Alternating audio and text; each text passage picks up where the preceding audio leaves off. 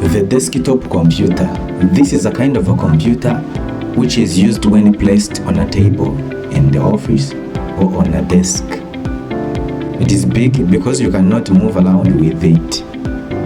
It has many different parts.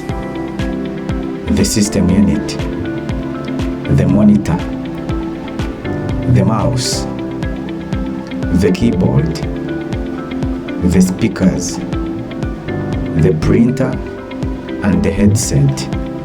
The system unit is also called CPU case or computer case. Inside the system unit, there is a CPU. A CPU is Central Processing Unit. It is the brain of the computer. Without it, a computer cannot function. The monitor. The monitor is the screen of the computer. It helps you to read the text and watch videos and images.